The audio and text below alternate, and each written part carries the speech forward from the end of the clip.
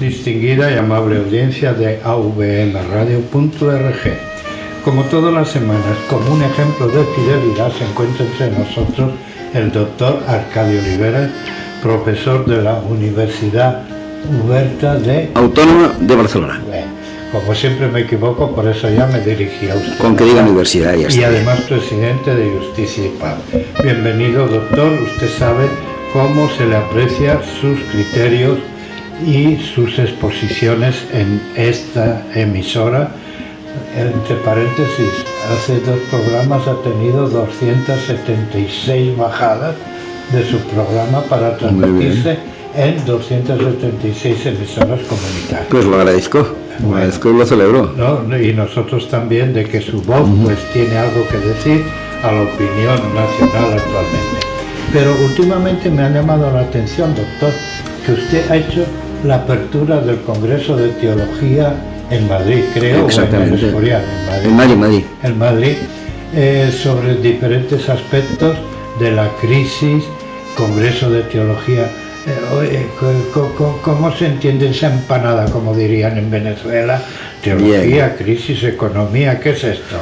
No sé si en Venezuela sería una empanada, una arepa o lo que sería, pero no, yo lo que quisiera decir es que la reunión a la que usted se refiere era el, creo recordar, 32º Congreso de Teología, organizado por una asociación y antigua de teólogos llamada Juan 23, el nombre es bastante simbólico, y que siempre a principios de curso, ahora en septiembre, viene realizando este Congreso de Teología, en el que se agrupa lo que podríamos llamar un cristianismo de base, las antiguas comunidades de base, un cristianismo, yo me debería decir, popular, un cristianismo bastante crítico en muchas ocasiones con la propia jerarquía, un cristianismo, yo pienso que muy conciliar, por otro lado.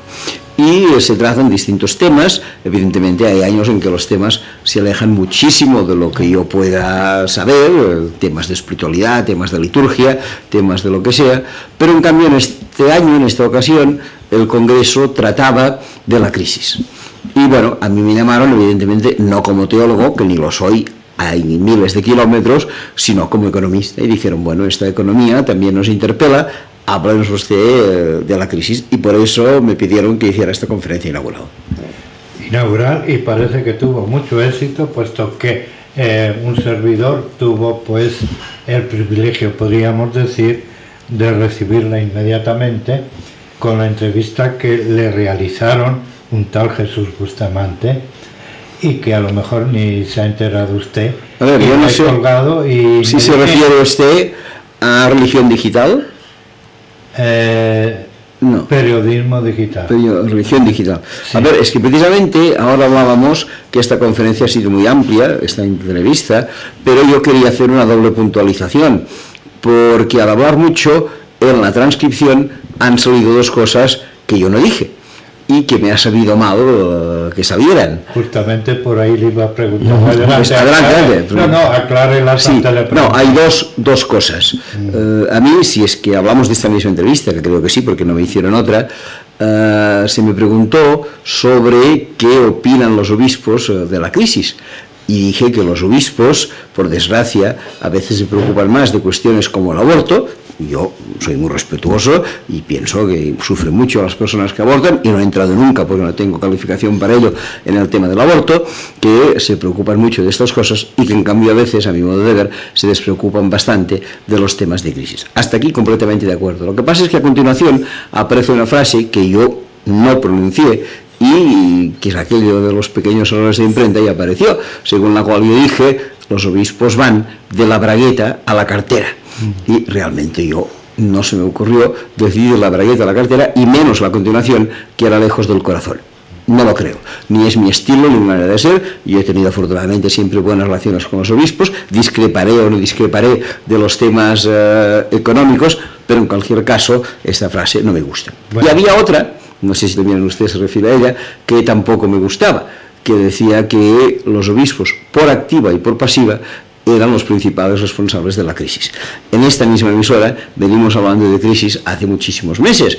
Hemos encontrado responsables por todos los sitios. Hemos responsabilizado a banqueros, a especuladores, a políticos. Yo no creo que en ningún momento hayamos responsabilizado a los obispos directa o indirectamente de la crisis, que seguramente no habrán actuado quizá con la entrega que yo hubiera deseado, seguramente sí, pero en ningún momento los declaré. Por tanto, esta entrevista, que en otros aspectos es muy amplia y como usted muy bien dice, se ha difundido ampliamente, ya que usted me da la oportunidad, por mi parte merecía estas dos puntualizaciones. Cuánto me alegro, doctor, porque un servidor que leyó la entrevista y que la colgué, yo sabía de antemano, por lo mucho que nos conocemos, que esas frases no podían ser suyas. Máximo aceptaba esta otra muy semejante, que en parte la Iglesia jerárquica es responsable por acción o omisión. No, tampoco lo dije. Tampoco lo dijo, correcto. Pues nos alegramos, ¿verdad?, sí, de que tenga la oportunidad. Y me gusta este desmentido, porque sí. Y, hemos hecho, desde Justicia y Paz, hemos hecho un desmentido en esta misma dirección. Pues si buenamente pueden, me lo envía también para colgar ese desmentido en esa emisora. Y he olvidado de presentar aquí que nos acompaña justamente Llorenç Nassarre, que entrevistado en diferentes oportunidades, residente por muchos años en Venezuela, muy inquieto en todos estos aspectos sociales. Bienvenido. Y que el doctor Joaquín Serrabona, pues por diferentes razones no se encuentra hoy con nosotros, pero siempre vibrando. Me alegro mucho, pero ya que usted fue llamado a hacer la apertura de este nuevo Congreso Teológico de Juan XXIII en Madrid, sí que me gustaría que usted hablara de la relación entre Evangelio y economía. ¿Te parece oportuno, doctor? A ver, soy un profano, pero en cualquier caso algo podemos decir, sí. A mí me parece que el Evangelio, y lo que cito con frecuencia, porque sin duda la parte del Evangelio que más me gusta, que son las bienaventuranzas, nos abren mucho la puerta a lo que podríamos llamar una economía de caridad, una economía de comunión, una economía de complementariedad, una economía de cooperación, que a mi modo de ver es justo la antítesis de la economía capitalismo especuladora que estamos viviendo en este momento, y por tanto en este sentido a mí me gusta, me encanta, también por otras razones, pero por esta cuestión, digamos, de economía comunitaria, me gusta el mensaje evangélico, sin duda. Pues justamente hoy el pasaje del Evangelio, festividad del nacimiento de María, el Evangelio nos habla de las bienaventuranzas. Y yo he comenzado el comentario, aunque no sea domingo, diciendo de que las bienaventuranzas del Evangelio es la gran mentira de los cristianos. Porque una cosa es la utopía que se proclama en esas bienaventuranzas, con esa especie de opuestos, ¿verdad? Bienaventurados los pobres porque después no. Yo digo de que esas bienaventuranzas tienen que ser aquí en la tierra, que pobreza no es que Cristo defienda la pobreza como tal, sino que tenga el hombre conciencia de que necesita de todo. Necesita el alimento, necesita la espiritualidad, necesita la economía, etcétera, etcétera.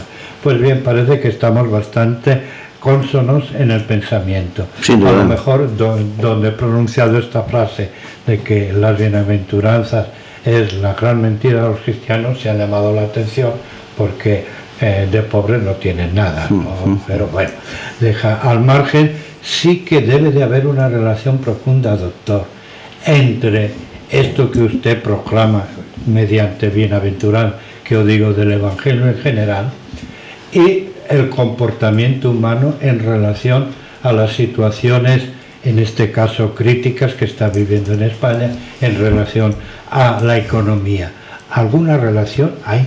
No es que la Iglesia tenga una proyección o, como algunos quieren confundirla, una especie de proclama económica, pero sí que debe de haber alguna relación profunda entre el mensaje utópico del Evangelio y la vivencia y comportamientos humanos y organizaciones sociales, ¿no, doctor? Mire, yo creo que antes de entrar en materia esta, valdría la pena, reflejando lo que usted hizo del mensaje evangélico, darnos cuenta que yo no soy un experto, pero que en los últimos años ha habido algunas encíclicas papales que caminaban bastante en esta dirección. Quizá por juventud, la primera que recuerdo es la Populorum Progressio del Papa Pablo VI, pero después ya más adelante, la Centésimos Annus, la Solicitud de Reyes Sociales, pienso que son encíclicas de carácter social y económico que van marcando esto que se viene a llamar doctrina social de la Iglesia y que se acercarían bastante a esta manera, digamos, comunitaria de ver las cosas. Eso por un lado.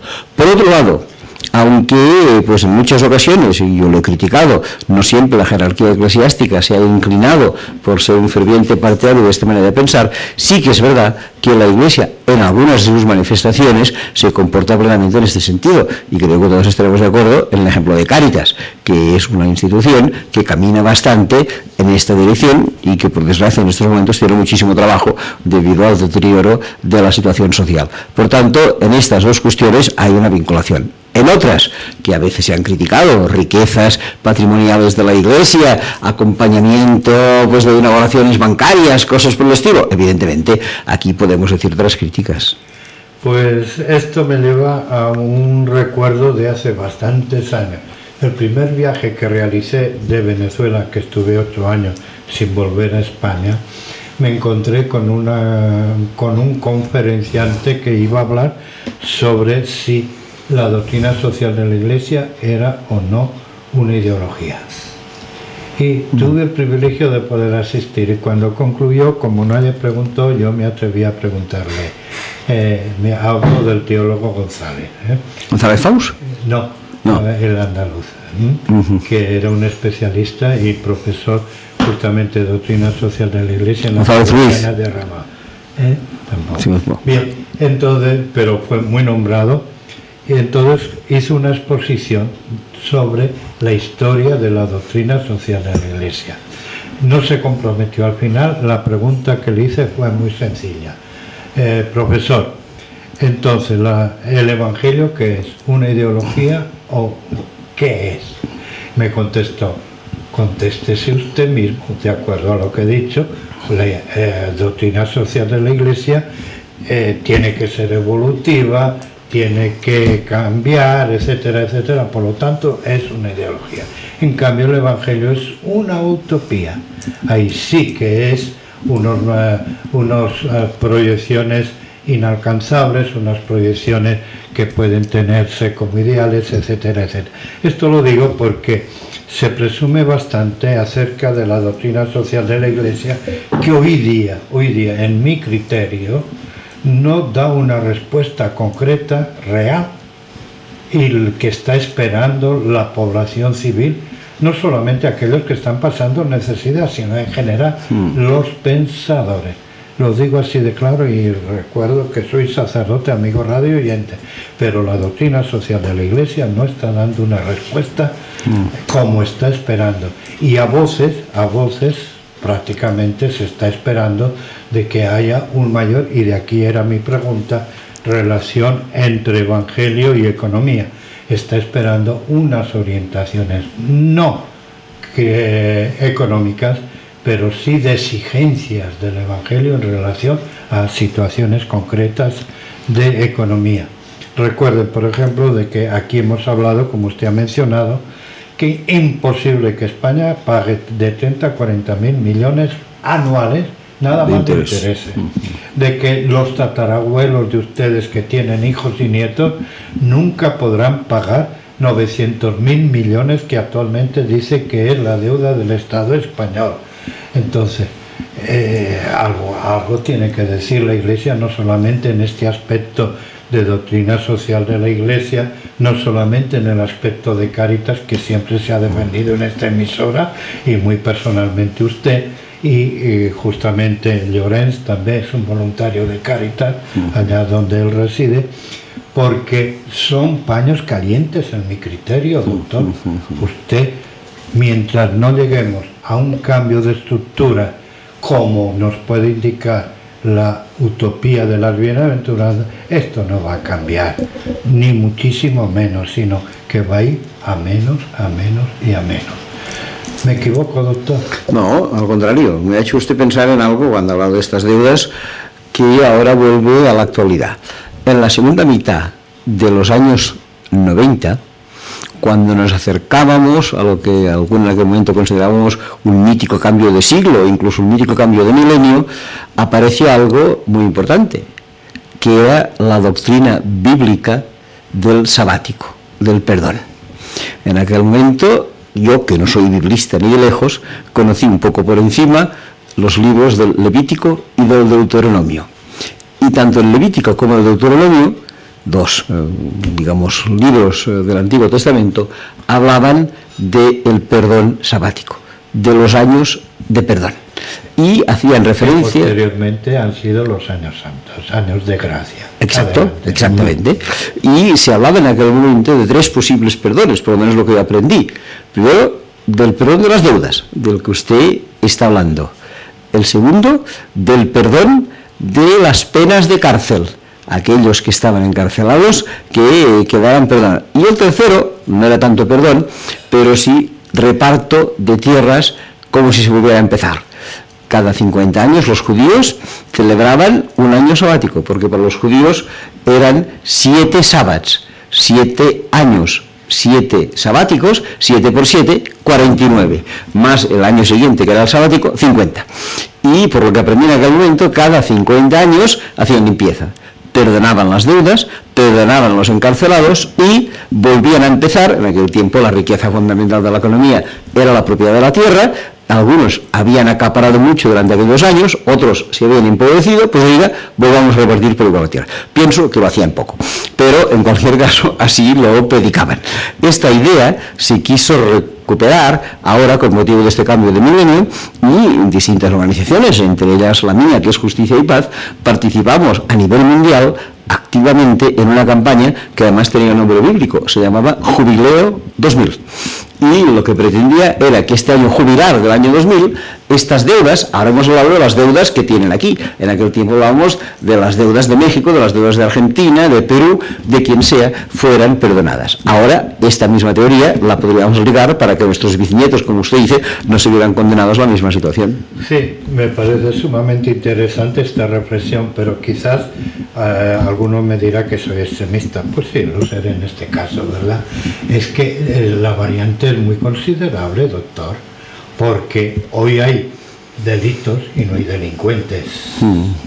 Hoy hay una cantidad exorbitantes de personas que están sufriendo una situación que nada tiene que ver de préstamos que se les haya concedido, o si se les ha concedido, pues se les quita la propiedad, más luego tienen que seguir pagando la deuda contraída.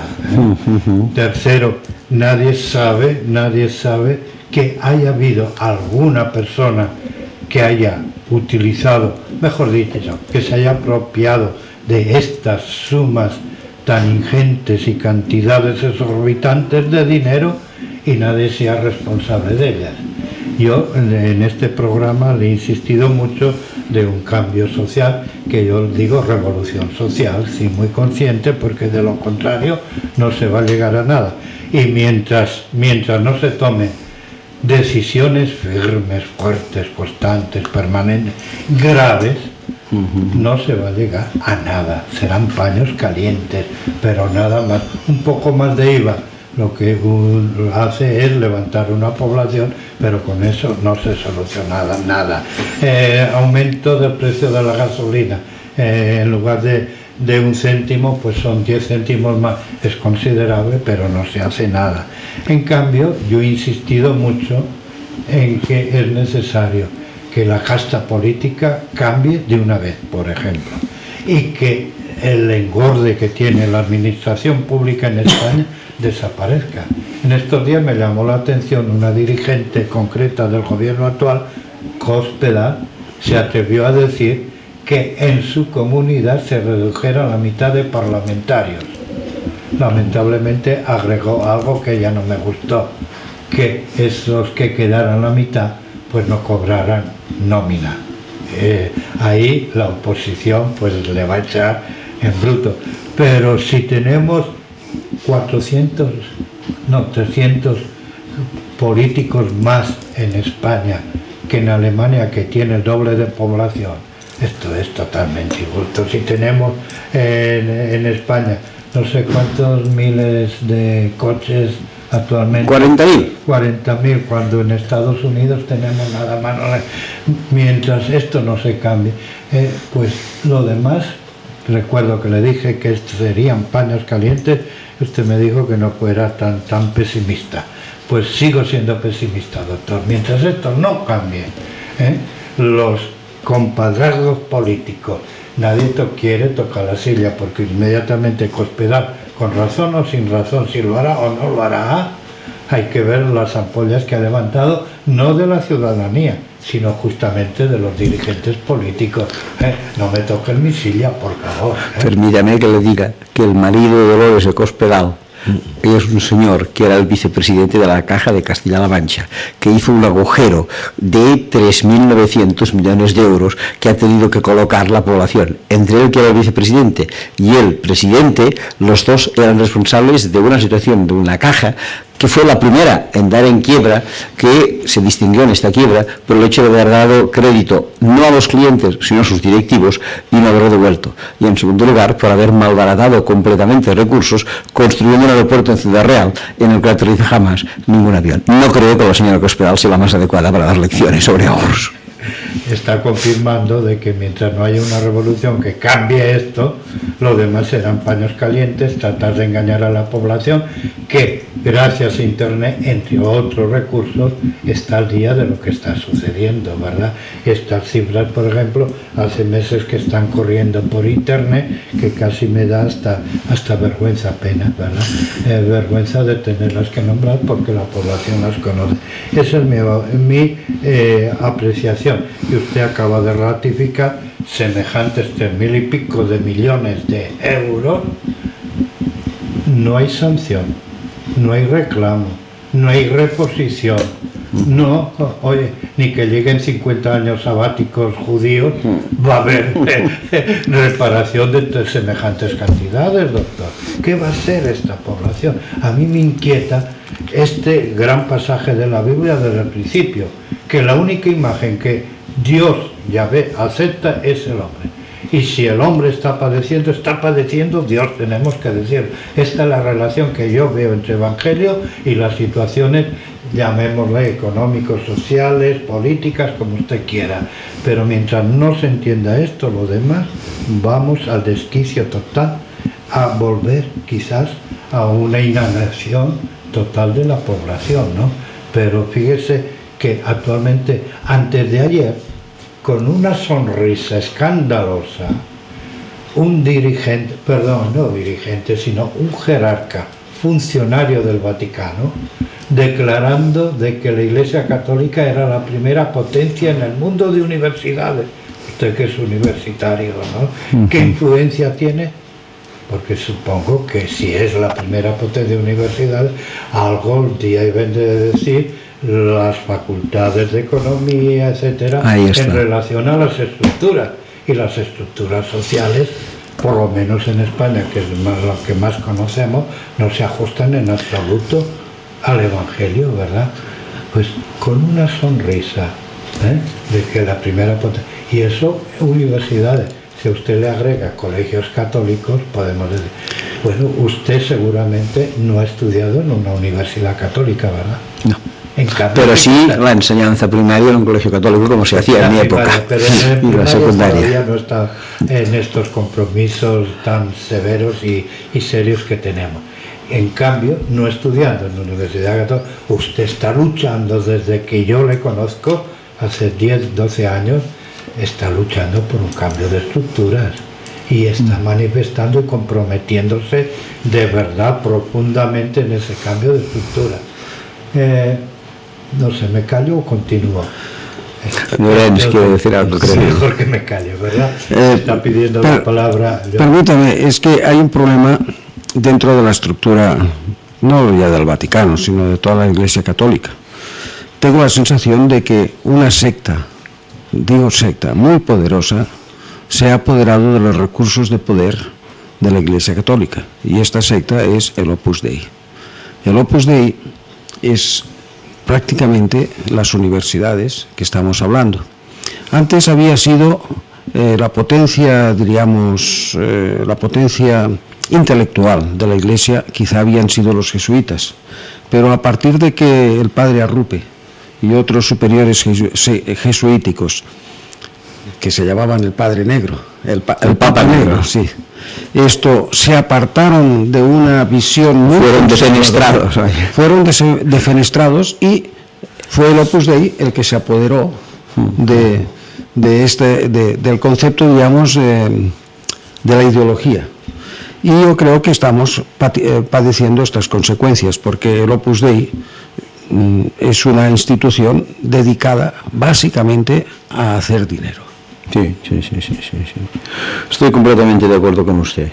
Y evidentemente inspiran universidades que después también predican una manera económica dudosa de hacer dinero. Es que en este aspecto yo creo que el Opus Dei practica lo que podríamos llamar el calvinismo puro, que es aquello de que de alguna forma, que yo creo que es una de las bases más perniciosas, diríamos, del cristianismo, que es cuando dice que Dios distingue a los que prefiere, ¿verdad? Y a estos les otorga en esta vida toda clase de felicidad para luego conducirlos al cielo. Y en cambio, a los que no les cae bien, pues esos nada, lo pasan mal en este mundo y al infierno en el siguiente. Creo que escribía de Balaguer y hablaba de la clase de tropa en su libro famosísimo Camino, una cosa así. Así es, sí. De manera que me parece que este es uno de los problemas que hay dentro de la formación católica, que es la preponderancia del Opus Dei.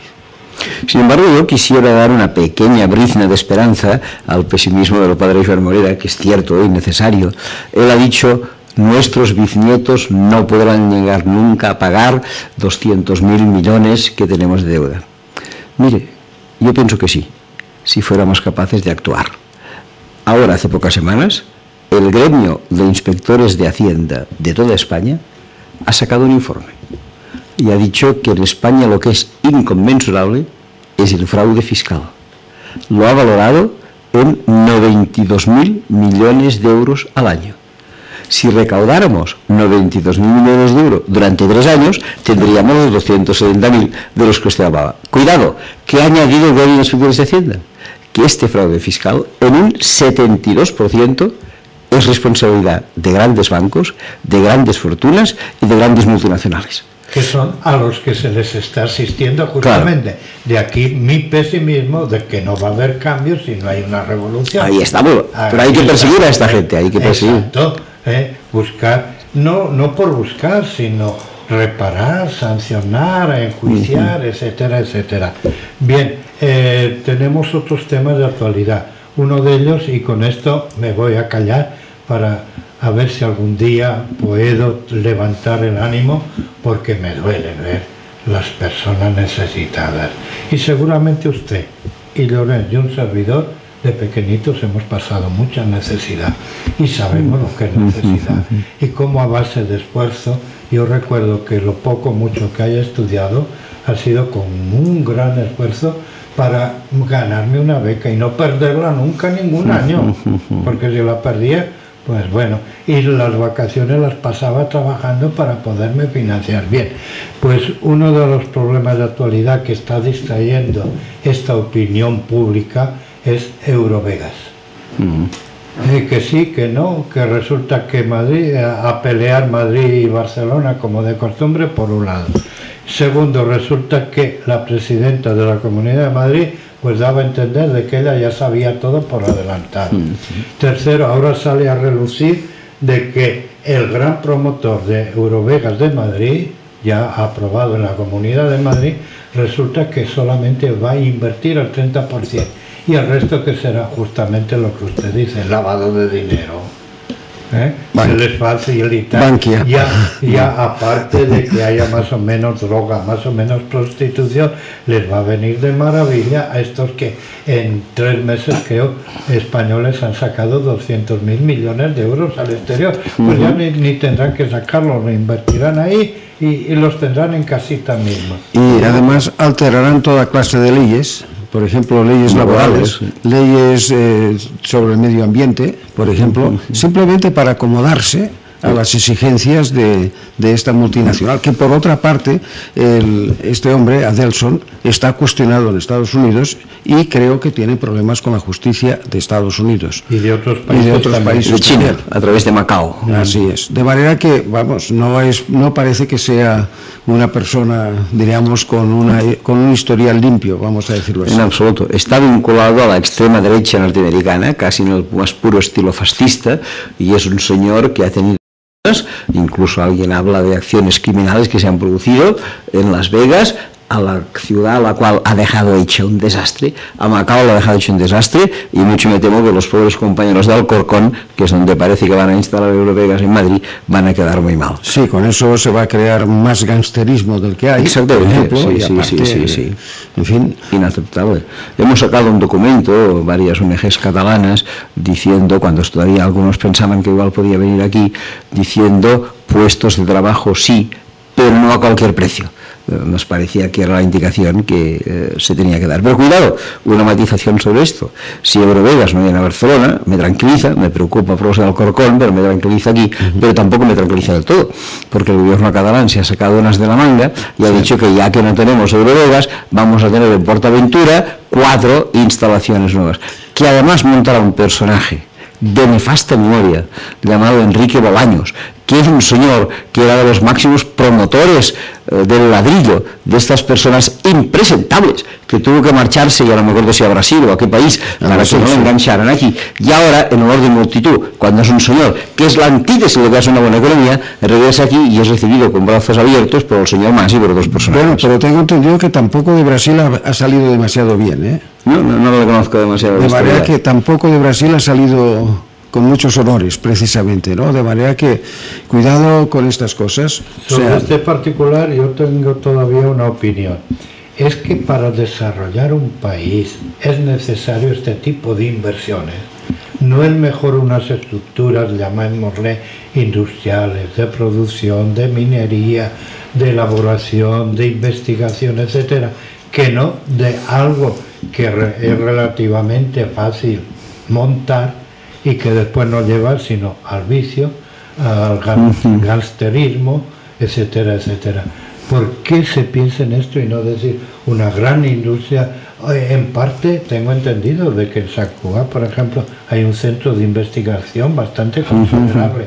En estos días ha salido la noticia de que un doctor médico del hospital del Valle de Hebrón, especialista en cancerología, ha sido contratado en el mejor hospital de Estados Unidos al mando de 500 médicos especiales. A estos no se les ocurre, a estos dirigentes políticos, propiciar estructuras que realmente son productivas y tienen nombre, y no estas otras fáciles de que en definitiva lo que se presta es al lavado de dinero, en otras palabras, al facilismo y al comodismo. Bueno, precisamente Cataluña había empezado a hacer un referendo en investigaciones de tipo, diríamos, alimenticio y farmacéutico.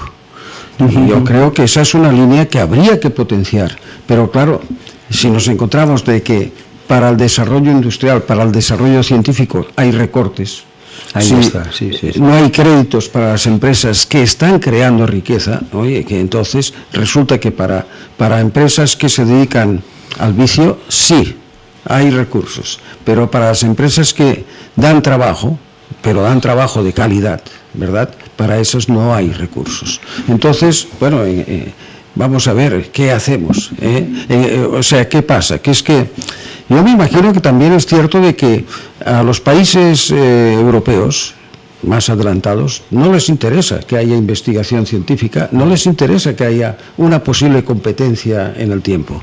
Yo me imagino que los alemanes, los franceses, los ingleses, los norteamericanos estarán muy contentos de recibir con los brazos abiertos a todos estos investigadores, toda esta gente capaz de desarrollar riqueza, que no se quede aquí, sino que se vaya para trabajar para ellos. De manera que en este país se ha invertido unas cantidades muy importantes de dinero para formar esta gente y luego resulta que para estos países les sale gratis. De manera que hemos perdido un capital humano, no ya económico, porque el dinero se puede recuperar, pero los cerebros no. Los cerebros es muy difícil. Fuga de cerebros. Por tanto, se hablaba en América en nuestros tiempos, ¿verdad? Sí, claro. Y estos países subdesarrollados, entre ellos España, hay que decirlo, pues invierte en capacitación de personal que después va a producir en otros países. Y claro, esto condena a la pobreza a los países de donde sale esta gente. Claro. Bueno, temas que nunca terminaríamos. Sí, no, pero esto, yo pienso que de acuerdo con esta filosofía, algunos han dicho y con razón que las autoridades, por lo menos las que ahora nos gobiernan, pretenden convertir a España en el balneario de Europa. Y la idea esta de solo turismo, de solo casinos, cosas de España, balneario de Europa. Me sabe mal, pero es, y Instituto Geriátrico también. Y Botellón, ¿no? Y Botellón, claro, como la costa, etc. Bueno, en Alemania, cuando la gente sale, los jóvenes salen por la noche, al fenómeno, si se reúnen en las calles, etcétera, se les llama Spanish Botellón. En Alemania, cuando los jóvenes salen por la noche, a este fenómeno le llaman Spanish Botellón. O sea que exportamos inclusive... Es que en el norte de Europa están todos convencidos, la población en sí está convencida de que aquí somos una pandilla de borrachos, no trabajamos, somos unos gandules, ¿verdad? De manera que, porque es que es la imagen que transmiten las televisiones, ¿verdad? La imagen de los medios de comunicación, bueno, porque no terminaríamos. Pero es que esto también se ve en África, y yo me he encontrado, esto no es una anécdota, es cierto. Allí en Cáritas, de Poblenou, hablando con un moreno, ¿verdad?, de un senegalés, decía, a mí me han engañado. Dice, porque yo vine aquí porque al ver estos programas, porque la televisión se ve allá, dice, a mí me han engañado porque yo pensé que vendría aquí, me buscaría una mujer blanca que me mantuviera y me alimentara, ¿verdad? Porque como yo soy, porque las televisiones, según el hombre entendía, le estaban indicando de que, bueno, aquí las mujeres de este país estaban esperando negros para beneficiárselos, ¿no? Entonces, este hombre explicaba eso y dice, pues me han engañado. Bien, otro tema de actualidad, si les parece oportuno. Ayer hubo un acontecimiento aquí en la ciudad de Barcelona, Cataluña, España, relativamente interesante. ¿Les parece bien tocar este tema? Sí, es que es muy importante. Muy importante. Yo creo que Llorens tiene algo que plantear sobre el mismo. Bueno, yo de esto me refiero... Bueno, en primer lugar, ha sido una demostración fehaciente de que la ciudadanía está muy por delante de los políticos. Eso para empezar. Hay que tener en cuenta que ningún partido político hizo esta convocatoria. Fue una asociación cívica, ¿verdad?, la que convocó a la gente, y la gente creyó en esta convocatoria. O sea, ahora, si se hubiera hecho por parte de los partidos políticos, seguramente la gente no hubiera ido mucho menos, ¿eh? De manera que esto demuestra también el desprestigio de la clase política de este país. Pero hay otra cuestión también, y es los medios. A mí me ha asombrado ver en algún medio de Madrid y en alguna emisora, en algún medio de comunicación, escrito o hablado del centro de España, la versión de que la Generalitat había pagado los 1.111 autobuses, sí, los había pagado, y que además había dado a la gente 30 euros para que fuera a manifestarse. Esto es una falsedad absoluta. Esto es franquismo. Sí, total. Claro, lo que pasa es que piensa el ladrón que todos son de su condición, porque estos sí que han habido partidos políticos en este país que han llenado autocares, han pagado el autocar, han pagado dinero a la gente para que se suba a los autocares, para hacer manifestaciones contra esto o contra lo otro, o contra el gobierno o contra lo que sea, cuando el que ha hecho este trabajo ha sido un partido de la oposición. Pero esto no ha sido así.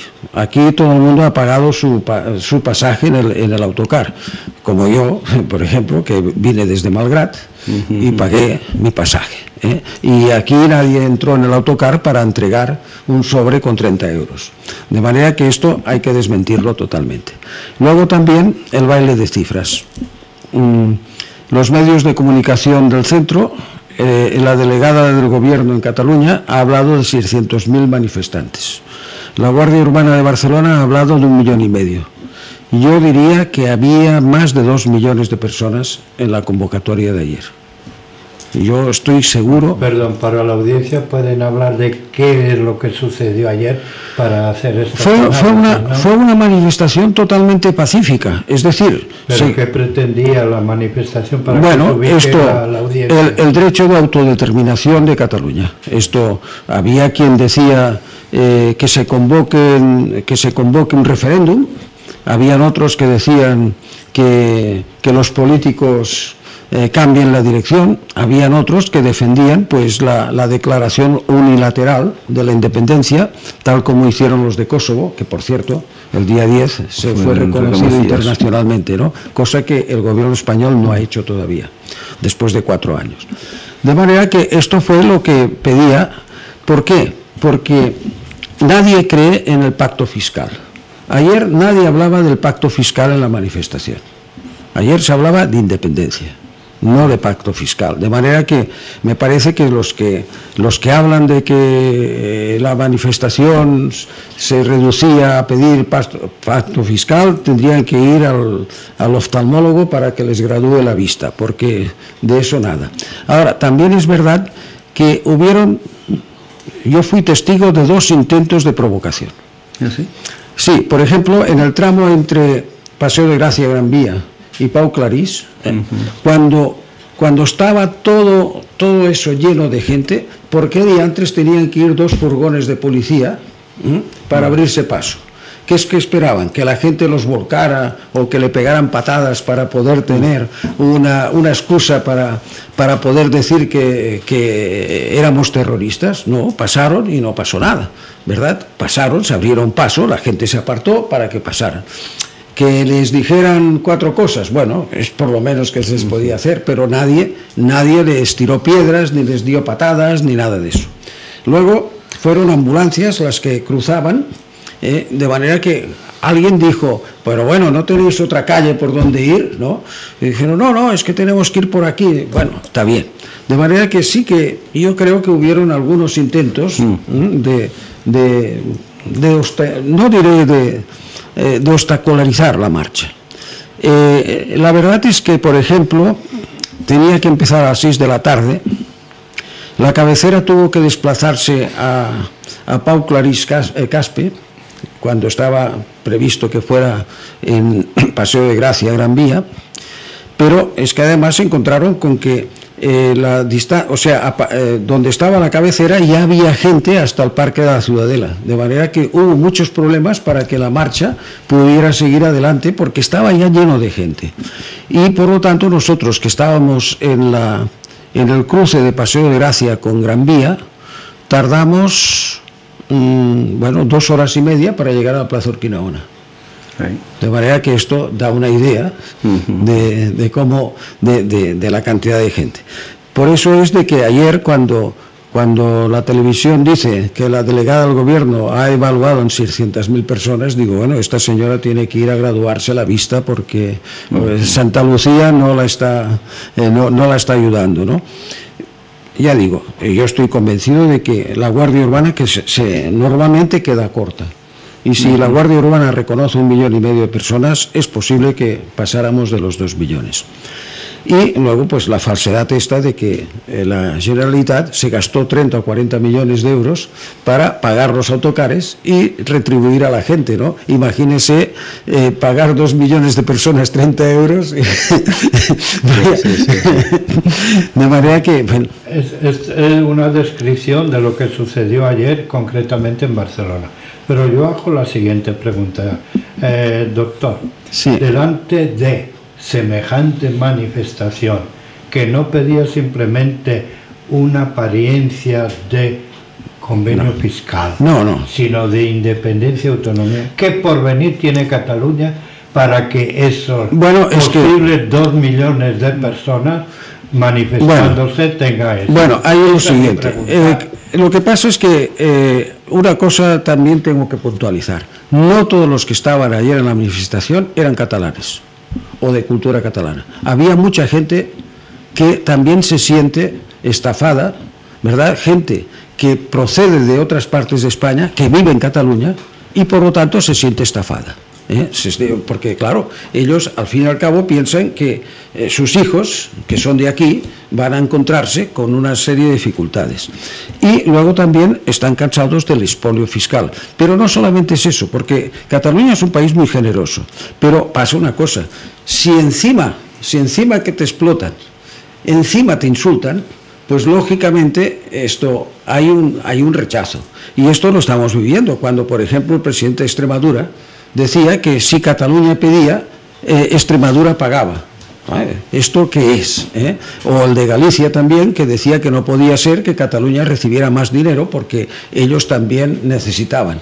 Entonces, si Cataluña es el motor económico, o ha sido el motor económico, hay un intento de ahogarla. Por ejemplo, ¿por qué diantres se sigue emperrado el Estado español en el famoso corredor central cuando nadie lo quiere? Cuando Francia ha dicho que no, que por ahí no pasa, y que Europa dice que no.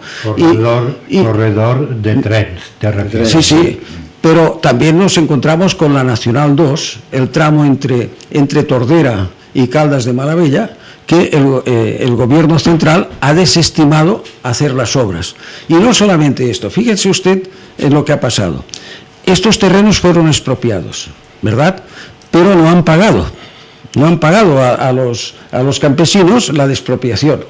Y entonces, ¿ahora qué han hecho? Ahora les devuelven la propiedad del terreno porque no les pagan, pero claro, ya han destrozado el campo, ya han arrasado todo eso. Ahora volver esas tierras, que además están llenas ya de cárcavas, ¿no? por la lluvia y todo eso, porque ya sabemos que un terreno, cuando se deforesta, y cuando pasan las máquinas, con la lluvia se forman cárcavas, ¿no? De acuerdo, doctor. Según esto, pues parece ser de que la manifestación de ayer difícilmente puede lograr lo que se pretendía, exigir una soberanía para Cataluña. ¿Qué opina, doctor, sobre el resultado? Bueno, yo creo que Llorens lo ha expresado magníficamente, ha hecho una descripción excelente de lo que ha sucedido. Comparto 100% lo que ha dicho él, y por lo que se refiere al último punto, complementando lo que decía, también estoy de acuerdo. No era solo, que también lo era, una manifestación en favor de la independencia, pero una manifestación debida a la indignación. Cataluña tiene una indignación, evidentemente, con el trato que está recibiendo, pero también la misma indignación que puede tener pues un señor de Sevilla o un señor de La Coruña que se encuentra sin trabajo, que se encuentra que el gobierno ayuda más a los bancos que a los parados, y que también muestra su indignación. Era un canal que en este caso se ha identificado, quizá no necesariamente, con el de la independencia. Pero bueno, yo pienso que como mínimo, y estoy completamente de acuerdo, yo también estuve un buen rato en esta manifestación, llegué a las 4 de la tarde, me marché a las 9 de la noche, 5 horas estuve ahí. La verdad es que 5 horas, he de aclararlo, no siempre en la manifestación, porque hay un acto que se viene celebrando desde hace muchos años en la entrada al Padre Sotella, en lo que se llama el Paseo Lluís Companys, en el Arco de Triunfo, en que estas entidades, hace 15 años, entidades, digamos, nacionales catalanas, tenemos toda una serie de debates sobre temas sociales y políticos. En Justicia y Pau participamos desde siempre en estos debates, y aunque estábamos dentro del ámbito grande de la manifestación, porque somos la puerta para la Ciutadella, no estábamos, por decir, marchando directamente a la manifestación. Después, cuando terminaron los actos, sí que me incorporé a la manifestación. Pero en cualquier caso, muchísima gente estaba pidiendo cambios sociales, y esto vale la pena que lo sepamos. ¿A dónde nos conducirá? Como que aquí vamos a tener muchas ocasiones de más, lo veremos, porque como os he dicho muy bien estos días, esto es un primer paso, un paso significativo, un paso que señala a futuro, pero todavía no sabemos quién va a marcar este futuro. Ha tenido un aspecto muy interesante, y es el siguiente. Hasta ahora, este tipo de manifestaciones, por ejemplo, en junio del año 2010... El 10 de julio del 2010, exactamente. Pues estaba formada básicamente por personas de media edad y de edad adulta. Esta vez no. Esta vez había muchos jóvenes que están padeciendo también en carne propia esta situación. Y es cierto lo que dice el profesor Oliveras, y es de que aparte del grito de los gritos de independencia, había también críticas, pero críticas muy fuertes a los políticos. Había críticas al gobierno, no diré de España, con España no se metieron para nada, pero sí al gobierno de la Generalitat por la política que lleva actualmente de recortes. De manera que es cierto de que había también una crítica muy fuerte a las políticas sociales de este gobierno. De manera que es cierto de que se conjugaban muchas cosas. Y entonces la idea es de que, la idea era de que el proceso de independencia tenía que ser liderado por gente que no estuviera en este momento en la arena política. De manera que hay una cosa que tiene que quedar muy claro. Me hizo mucha gracia una pancarta que decía: el primer presidente de la transición, Pep Guardiola, que coincidió además con un video que envió Guardiola desde Nueva York, diciendo que él estaba de corazón con los manifestantes, ¿no? Pero me hizo mucha gracia esta pancarta, porque esto está demostrando que la gente está buscando un líder, que no lo tiene todavía, pero hay una masa, diríamos, muy grande, una masa social, que en el momento que aparezca este líder, seguramente, si es un líder como Dios manda, por decirlo así, podrá llevar esta masa donde quiera. Pues bien, está concluyendo, amigos radioyentes, nuestro programa. Una pregunta, doctor, para concluir. ¿5 horas de pie ayer? No, de pie no, porque nosotros tenemos un stand en el Paseo Luis Companys, y en este stand un par de sillas las hay, por tanto sí, porque yo no hubiera podido resistir 5 horas. Estuve un rato allí en nuestro stand, un rato en la sala donde se daban las charlas, y después sí, un par de horitas caminando. Bien, usted ha manifestado de que había mucha indignación detrás de esta manifestación, ¿verdad? Y tú, Llorens, has manifestado también de que se estaba pidiendo una especie de cambio de regulación, sí. Sobre todo cambio, que apareciera un líder, pero no la casta política. No la casta política actual, eso está claro. Os los agradezco a los dos que en definitiva me estéis dando la opinión de que esto solamente lo puede cambiar una revolución social, como he dicho. No, es que hay una cosa muy importante que hay que tenerlo en cuenta, y esto lo explicaba yo ayer en medio del grupo de gente que había. Decía, mira, todas las revoluciones que han habido han sido por causa de la cartera. La revolución norteamericana, ¿por qué fue? Porque los ingleses quisieron imponer el impuesto del té a los colonos de Norteamérica, y estos se rebelaron contra Inglaterra porque no querían pagar este impuesto.